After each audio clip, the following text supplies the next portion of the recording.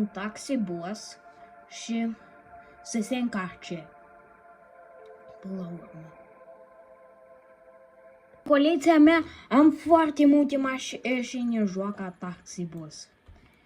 Eu începeam cu 2 ani în urmă și îți place colecția mea? Îmi spui în comentarii. Mergem înapoi și ce mai și se încarcă. Și uite de ce mare colecție. Eu încep mai întâi cu mașina asta. Poți nu mai poți și să pui fără semne de taxi. Mergem? Oh, văd clienți. Ok. Salut! O să te iau.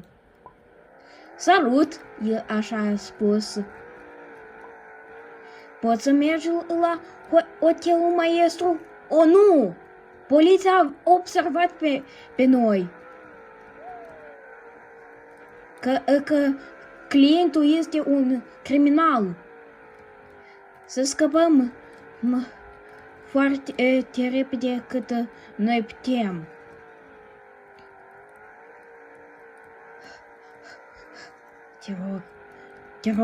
Te rog, mergi mai rapid. Ia ca așa.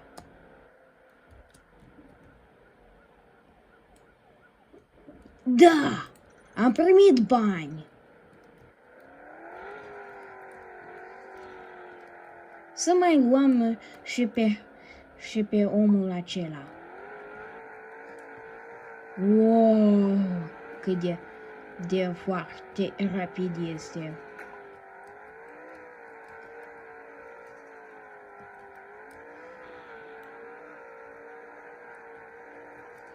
Un Bugatti.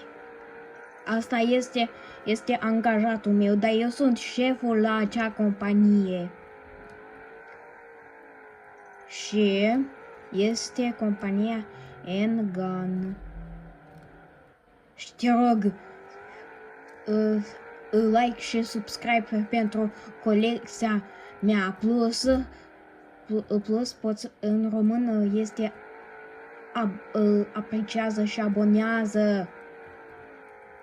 Și suntem aici. La mine computerul merge rău. Eu am folosit de 2 ani. Și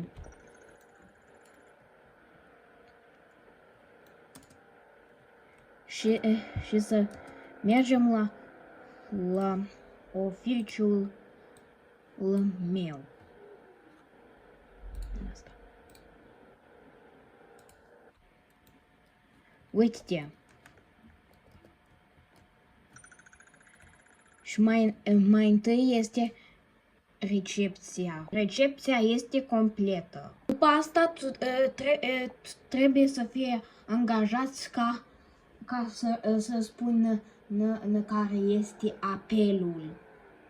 Aici este o cutie cu telefoane, dar nu ca la școală să ia telefoane, dar ca șeful să-ți dea telefoane simple, numai de sunat. Și atât. Pentru acei oameni care nu au telefon. După asta sunt ecrane pe care tu înveți cum să conduci taxiurile și uite-te cum arată. Aici volumul asta este ecranul și asta este, stai să mă gândesc, asta chiar este scaun. Nu vreau la baie. Te rog, eu vreau foarte, foarte rău. Și așa trebuie să existe baia. Ca să facă, știu, ciocolată.